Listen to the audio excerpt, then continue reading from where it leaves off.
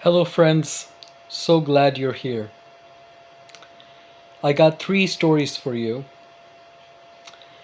and this one, I've got a story that's going to send shivers down your spine. It's about a trucker, Ray, and a night in the Mojave Desert that took a turn for the bizarre and downright scary. Trust me, you won't want to miss this one. Let's jump right into Ray's chilling encounter. It was 2020, and he was on an overnight haul through the Mojave Desert in California, heading for Arizona. The cargo?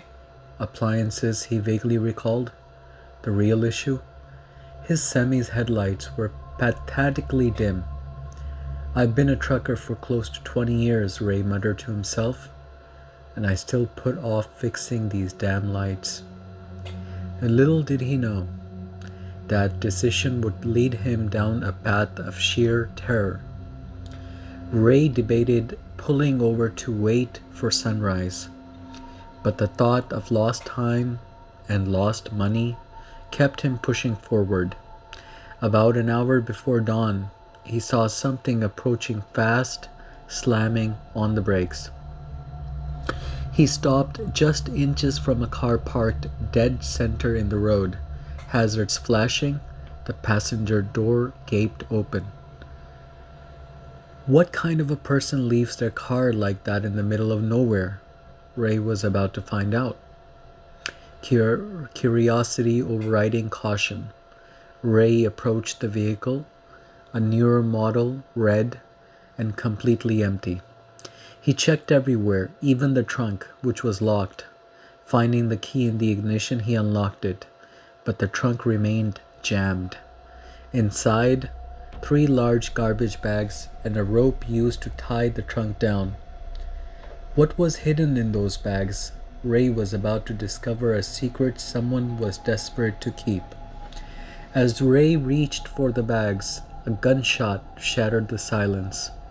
He scrambled back, diving into his semi. A voice yelled in the distance, and a figure emerged, a short, husky guy with red hair, wearing overalls and holding a shovel and an old hunting rifle. He looked worried, even pleading, as Ray drove off. But was he the victim or something far more sinister? Then headlights appeared in Ray's rearview mirror, and the chase was on. After a harrowing 10 minutes, police lights finally appeared, and the pursuing car vanished into the desert. Ray told his story, but the police seemed uninterested in chasing the guy. Would you want to be left alone with a man who may have been a murderer? I know what you are probably thinking. Ray would later tell his friends that guy was definitely burying bodies, but the small shovel and the attempt to follow Ray didn't quite fit. Maybe, just maybe, he was dealing with something else entirely.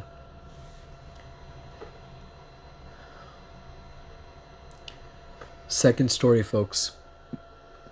The isolation of the long haul can mess with your head. Just ask Trucker Mike. He was driving from New Jersey to Indiana, a 12-hour drive after already completing an 8-hour drive. Pushing through the night, he desperately needed an energy drink. Stopping at what looked like an abandoned gas station, he found a convenience store. The door was open, but the store was pitch black. What happens when you walk into a dark room and realize you're not alone?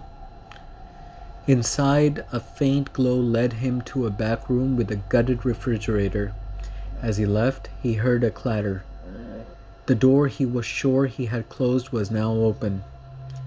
Sometimes it's the things you don't see that are the most terrifying. Back on the road, Mike noticed movement in the curtain behind him. Convinced someone was in his truck, he called the police. When they searched his semi, they found three homeless people armed with switchblades. They refused to talk, but their stares chilled Mike to the bone. Third story, folks.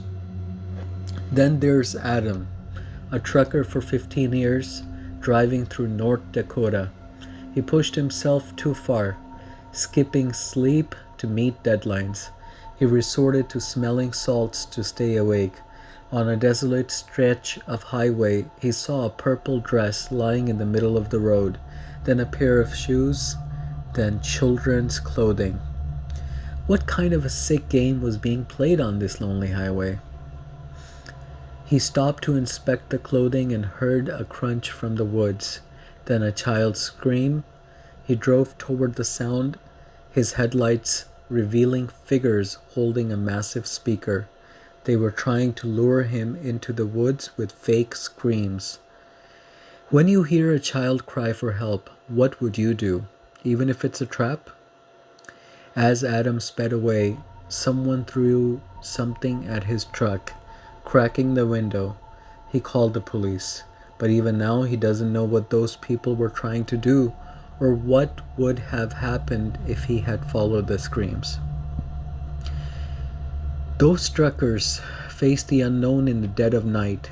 Their stories remind us that sometimes the scariest things are not what we see, but what lurks in the shadows.